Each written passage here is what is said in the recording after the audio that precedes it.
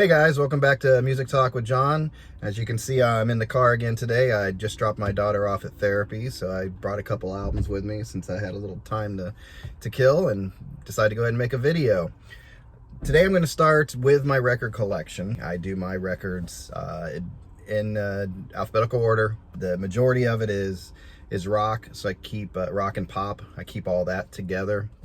And the other subcategories I have, because you can go into so many different categories, but I like to base it off of my mood pretty much. So I have the rock and pop, I have a jazz area, I have blues, I have a country area, and then anything for, I have a couple soundtracks in there, and then Christmas albums. So that's how I do it. And I'm that kind of guy. I want to know the order the albums came out. So once I have an alphabetical order, I put it in by year. It's probably a typical thing that people do. It just helps me so I can, when I'm looking for an album, I know where to go and find it. I know some people, they don't even organize their albums in any sort of order. They just like to grab an album and put it on and be random all day. My brain just doesn't let me do that. I have to have it in an order. Yeah, I waste a lot of time making sure things are in order. Even my books do the same thing. So today I started with the A's, grabbed the first 8 or 10, I think, and decided to go ahead and start talking about them. This is a great opportunity for me to get a little bit more familiar with my albums too.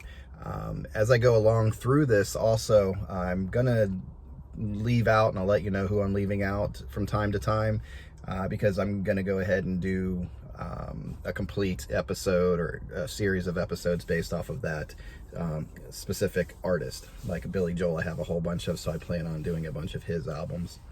So here we go. We're going to start this with Adele. She's the very first one in there, and this is 25. This is the only Adele album I own. This is just the one that I like all the way through, front to back. It's just a great album. I thought she did a really good job with the production and the songs on this.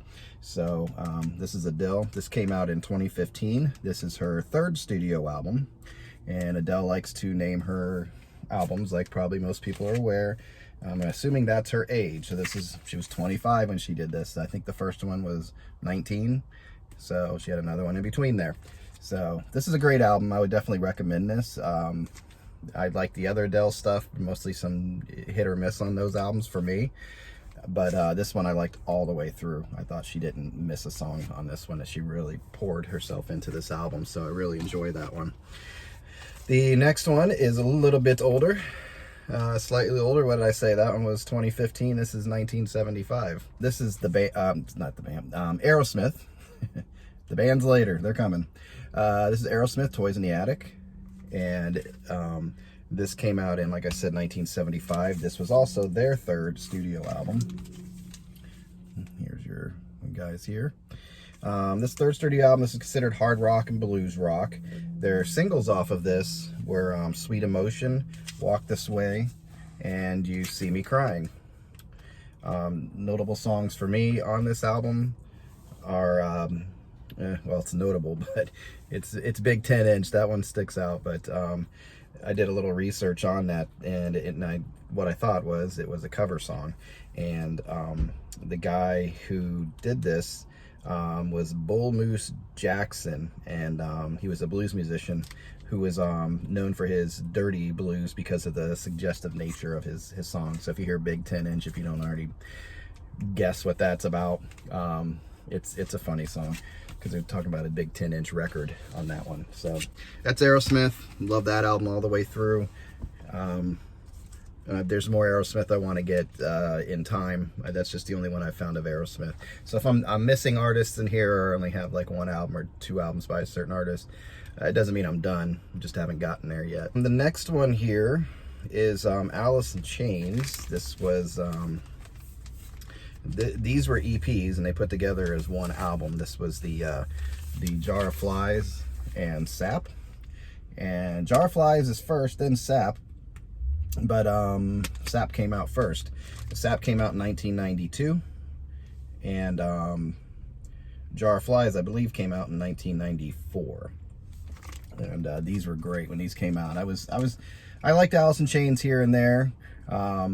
didn't like everything on their albums, but I did like some of the songs. And then when these came out, I loved everything off of both of these albums. They were considered grunge, alternative rock, and there was a single off of this called Got Me Wrong.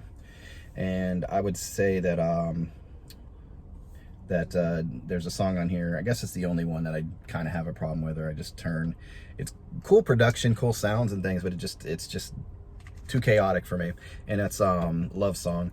It gets a little too thrashy in there for me. And then you've had some guest stars on this album. And if I showed you the back, you had Jerry Cantrell. Well, he wasn't the guest star, he was the guitar player, but Gary Cantrell actually was encouraged by the lead singer of Alice in Chains to accompany him on lead vocals with Brother and Got Me Wrong. So you hear him for, I guess it's the first time he actually did some vocals. And then you also have Ann Wilson from Heart on this album, and she does a chorus for Brother and Am I Inside. And once I learned that, I went and listened to it again. I'm like, oh, there she is. She's in there. And then you have a feature of two guys from two pretty popular grunge bands, Mark Arm of Mudhoney and Chris Cornell of Soundgarden. They were on there on the song Right Turn. You can definitely hear Chris. I'm not familiar with Mark's voice, but definitely can hear Chris on that song. They weren't credited by their names on the album. They were actually credited as Alice Mudgarden in the liner notes. So if you see Alice Mudgarden, and that's actually Chris Cornell and Mark Arm helping out.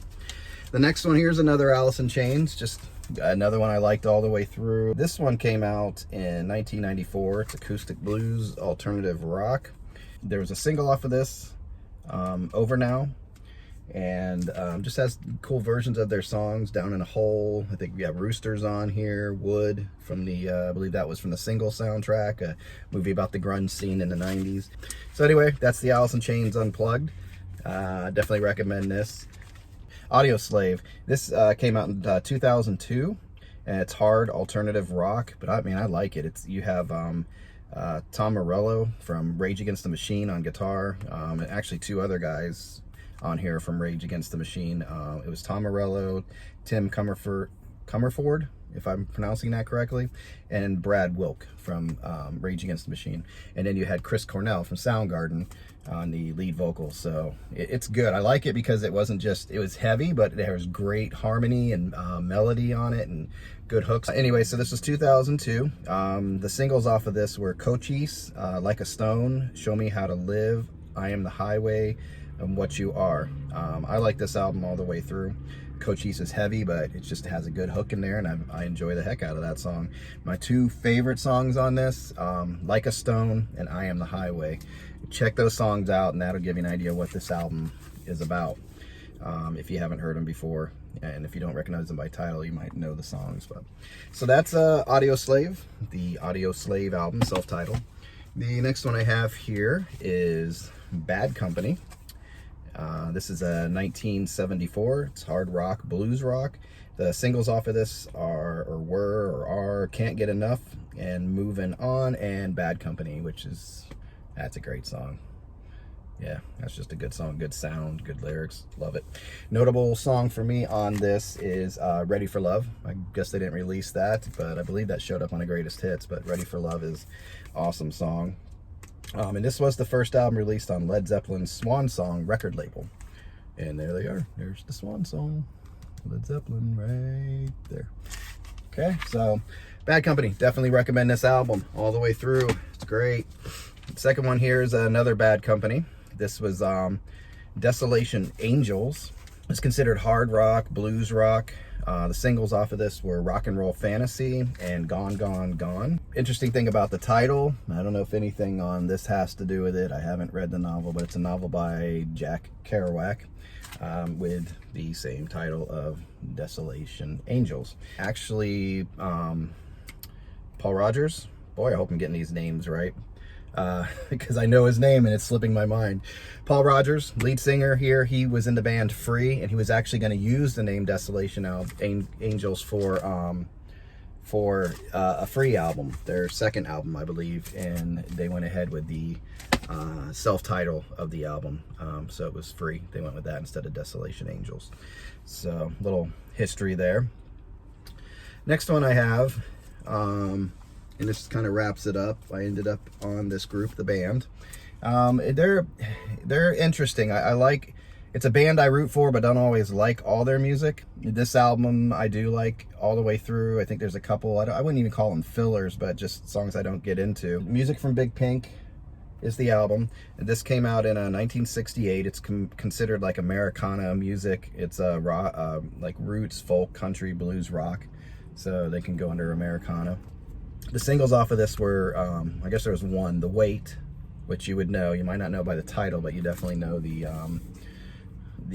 song if you hear it. It's been used in commercials and it's very popular. And actually the B-side of that was I Shall Be Released, which is a great song. That and Tears of Rage are two notable songs to me as far as that album goes. The history of it is, and you have a picture right here of Big Pink. Big Pink was actually a house, I believe it was in New York, New Jersey, New York. I think it was New York. Two of the guys from the band were renting this house, and the guys would come over. I guess Bob Dylan would come over. They spent a lot of time with him, and they'd go down in the basement of this house, and they would do recording. They'd perform or practice and record, like rehearsals and recordings. So pretty cool little history there. So whoever bought that house now or lives in that house has living in a cool house where a cool album was made. The next one is The Band, and it's self-titled. I believe this is their follow-up album and their second album. This came out in 1969, and it's the same form of music, roots, Americana kind of music. The singles on this were Up on Cripple Creek and Rag Mama Rag. Those are good songs. And the notable song for me, I don't know if it was a B-side or not, but the Night They Drove Old Dixie Down. That's a great song by them, and that's on here. So this is another one I like all the way through, these two albums. So at least I found something in there that I like with the band. You always root for them because they sound so good. I mean, I would have loved to seen them in concert. They just sounded good. Their vocals weren't the perfect vocals, but they worked for the songs. Like if somebody was in pain and they were singing about it, man, you could feel their pain. So the last one that I have here is The Band. Like I said, but this is the best of the band, so it's a greatest hits. It came out in 1972. Here's the back side of it.